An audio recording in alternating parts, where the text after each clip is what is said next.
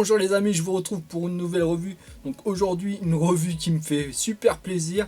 Vous allez comprendre pourquoi. Dans ma péripétie avec les vidéoprojecteurs, dans mes péripéties je veux dire, on monte au fur et à mesure en gamme, hein, forcément. Plus je fais de revues et plus j'en ai à faire. Donc là, on est sur un picoprojecteur. Donc c'est super en vogue en ce moment, les picoprojecteurs. Avec une technologie, la technologie DLP, hein, qui va vous permettre de projeter une image avec un tout petit machin qui est quand même correct et même très surprenante, hein. J'ai vraiment été surpris.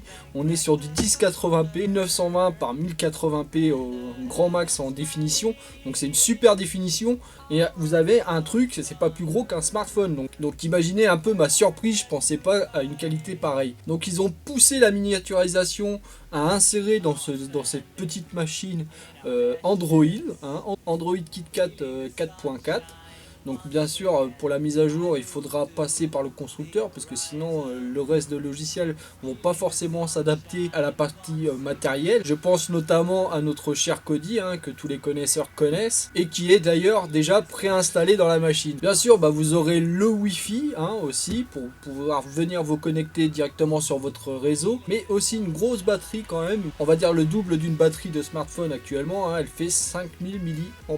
Donc au niveau des haut-parleurs, on est sur du 2 fois 1 watt, mais 2 fois 1 watt, on a un peu le son amélioré, on va dire, d'un smartphone, mais c'est totalement audible, il n'y a pas de souci là-dessus. Et puis vous pourrez quand même brancher un haut-parleur Bluetooth directement par le Bluetooth cette fois-ci, ou en filaire, hein, puisqu'il y a aussi l'option prise jack, ce qui vous donnera une solution complètement nomade, hein. Vous pourrez emmener ce petit truc avec vous où vous voulez, hein. Vous le sortez, vous l'avez dans la poche, parce que c'est vraiment tout petit, d'ailleurs il est livré, vous allez voir, avec un petit sac en tissu, hein, pour pouvoir le mettre dedans, et son petit trépied. Donc comme il est Wi-Fi, vous aurez aussi l'option pour chacun des iOS, à savoir Windows, Android, mais aussi pour les iPhones, hein, avec Mircast, AirPlay et iShare.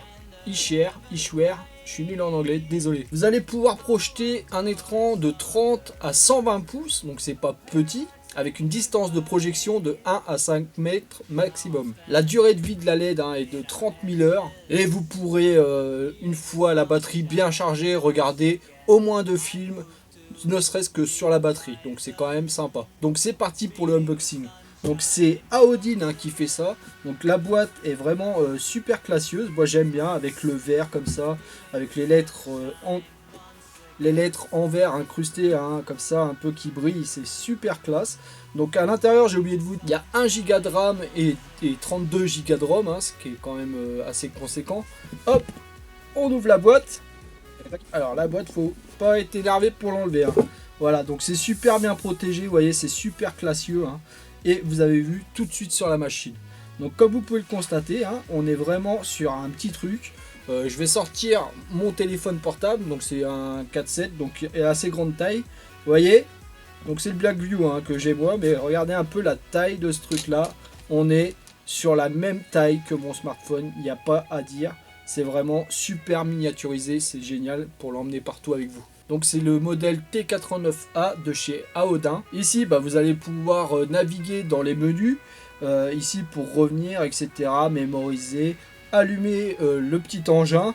Là de ce côté là, vous avez le niveau de charge de la batterie, hein, donc il y a des petites LED qui vont venir s'allumer en rouge, des petites diodes. Ici vous allez pouvoir y insérer le trépied, donc comme vous pouvez le voir, c'est vraiment un pas de vis en métal, hein. C'est quand même mieux que certains pas de vis qu'on voit souvent en plastique, donc pour vous dire la qualité du produit, hein. Là vous allez pouvoir y brancher votre prise HDMI.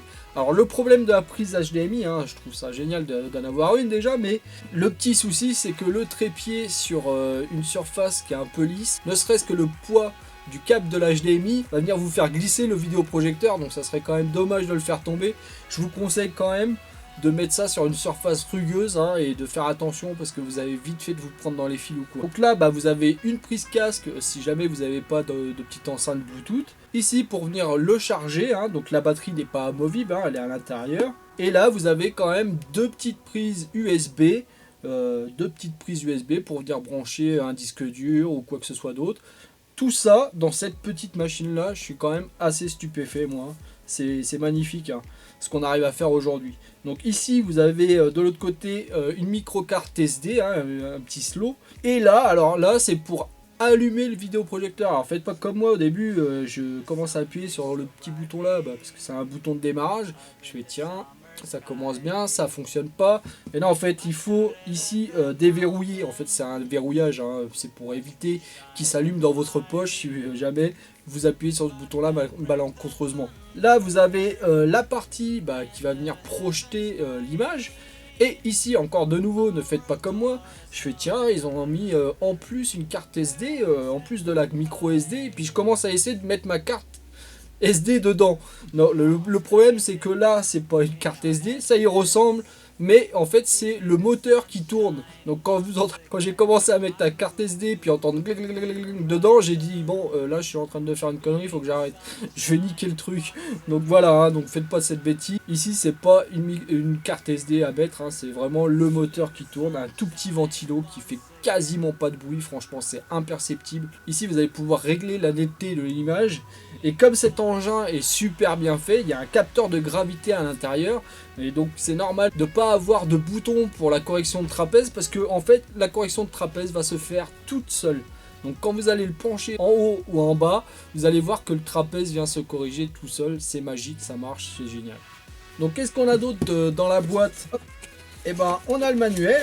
Donc le manuel est en anglais mais est agrémenté, vous voyez, d'images en couleur, un papier glacé, c'est super propre, hein. Donc si vous avez un problème, de toute façon vous regardez le manuel, même si c'est en anglais c'est assez explicite pour comprendre. En plus de ça, vous pouvez aussi le mettre en français puisqu'il est multilingue, hein, il supporte plusieurs langues. On a plein de petits compartiments. Dans ce compartiment là, je sais pas si j'ai tout remis à sa place, mais dans ce compartiment là, vous avez, voyez, le petit sac pour venir le glisser dedans. Tac. Donc un petit sac en velours, hein. Hop, et voilà, il est bon, il n'est pas super protégé, mais au moins ça le protège des poussières, etc. Donc le petit sac, voilà. Donc dans cette boîte là, je viens de me rendre compte que j'avais pas remis dedans, mais c'est le chargeur du bousin, c'est le chargeur de la Odin, hein. Et ici, hop, je le mets de côté, vous avez le trépied. Et voilà la télécommande. Donc la télécommande qui fonctionne avec deux petites piles type 1,5 volts. Donc cette télécommande, encore une fois, ils ont poussé le truc à faire quelque chose de propre, hein, puisque cette télécommande en fait c'est un pointeur, ce qui est beaucoup plus pratique que d'avoir un pad comme ça et de faire ça pour faire avancer le curseur, hein. Donc là vous allez pointer, le curseur va venir là où vous pointez, hein, donc vous pourrez jouer au cowboy avec. Et hop, à l'intérieur, le mini trépied. Donc le mini trépied, bon, il sent pas la top qualité, mais bon, il a au moins le mérite d'être là, hein, il fonctionne bien. Donc ici, pour venir le serrer, donc c'est une petite boule, hein, vous voyez, il est sur une boule, sur un axe boule. Hop, et vous allez venir le visser, hein, ici, comme ça. Hop, voilà. Et comme ça, vous êtes prêt à regarder les films. Donc comme vous pouvez le constater, hein, ça prend pas beaucoup de place. Je suppose aussi que le trépied, vous allez pouvoir le glisser en même temps dans la petite sacoche. Donc ce pico-projecteur est actuellement à 203 € sur Amazon. De toute façon, je vous mettrai le lien dans la description. Franchement, pour toutes les qualités qu'il a, moi je trouve que c'est pas un prix énormissime. Bien sûr, bon, c'est peut-être pas forcément à la portée de toutes les bourses, mais c'est quand même un achat super malin pour celui qui voyage, pour celui qui bouge souvent, et même pour celui qui n'a pas envie de se prendre avec un gros bousin. Il achète ça, ça fonctionne quasiment aussi bien, voire peut-être même mieux, et ça fait pas de bruit. C'est quand même un gros avantage. Donc on se retrouve sur l'écran blanc, hein, pour vous faire voir un peu la qualité de l'image. Donc je vous dis à tout de suite. Donc c'est parti pour le petit test, hein, de la Odin. Donc là je viens de l'allumer, donc je vais vous faire voir tout de suite la correction de trapèze, hein, la correction de trapèze qui fonctionne très très bien. Donc là je vais hop le mettre vers le haut, bon, plutôt vers le bas, voilà, tac, et vous voyez il fait tout de suite la mise au point.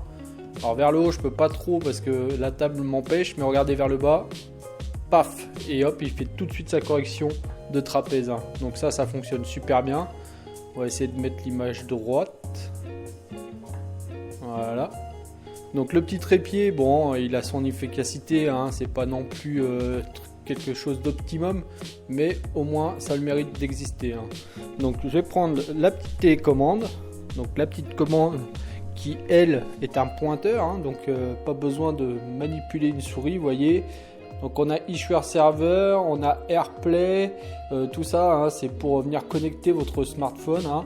Donc je vais pas le connecter maintenant, mais vous aurez compris que ça projette l'écran de votre smartphone directement sur le projecteur, hein, sur la vidéo projecteur. Ici vous avez les applications que vous aurez installées. Hein, donc là il y a toutes les applications qui sont déjà préinstallées, sauf le petit jeu hein, que j'ai rajouté ici. Donc vous avez Netflix, tout est rangé par catégorie. Hein. Ici vous avez les vidéos en ligne, donc YouTube, Netflix, Hulu, je sais pas ce que c'est, Watch TNT, je suppose que c'est pour regarder la TNT.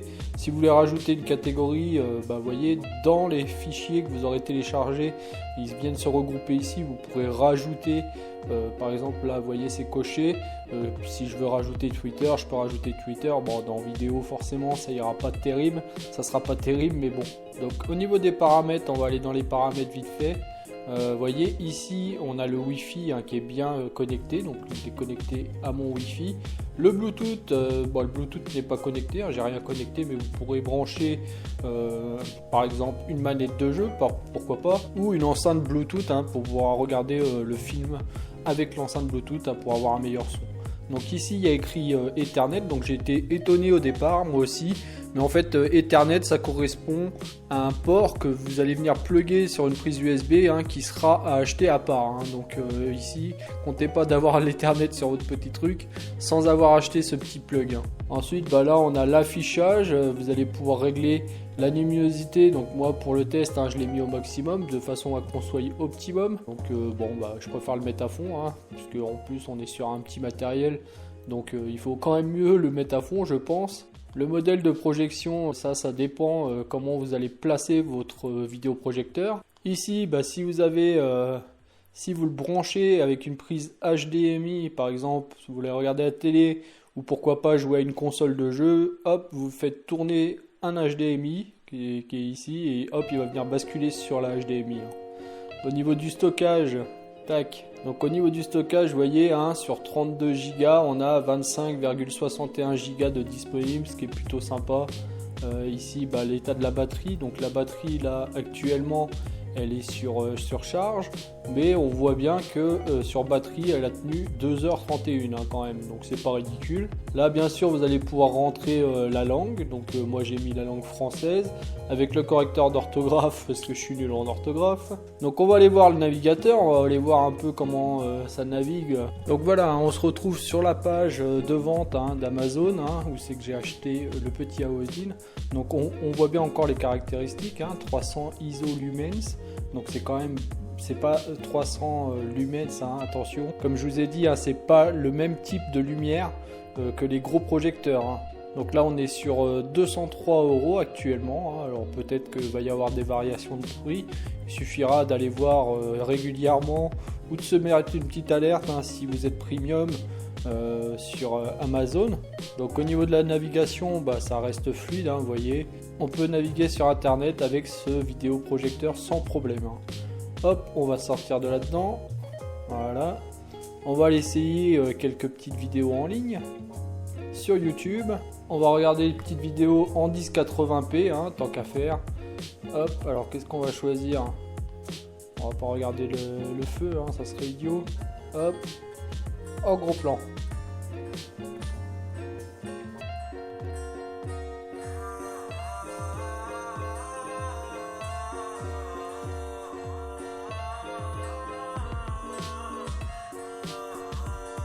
Alors là on est toujours en 480p, je pourrais essayer de la passer en 720 histoire de vous faire voir, mais je pense que ça va laguer. Hein.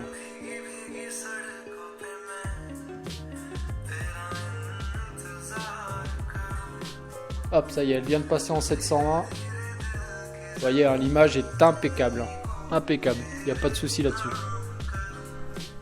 Je vais vous faire un gros plan sur l'image.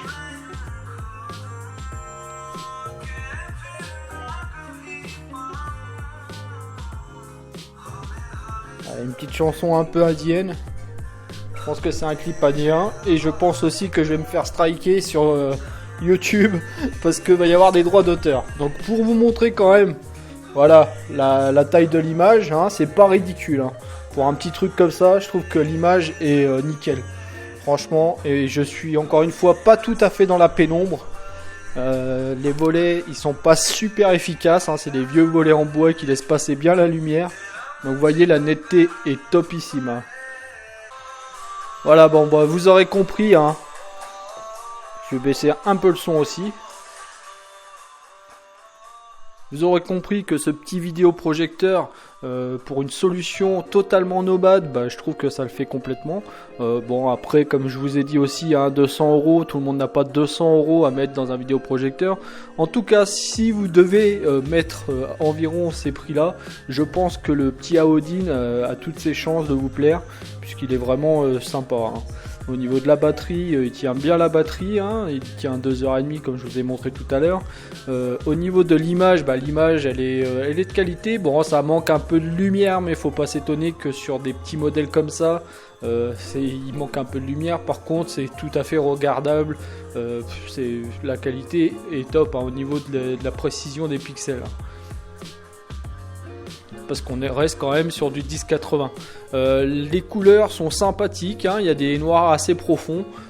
Par contre, voilà, bon, un tout petit manque de luminosité. Et encore une fois, comme je vous le dis, hein, je suis pas dans une salle qui est complètement noire, hein.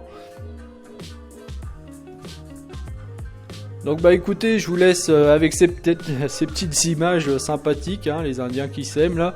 Et je vous dis à une prochaine revue. Bye bye.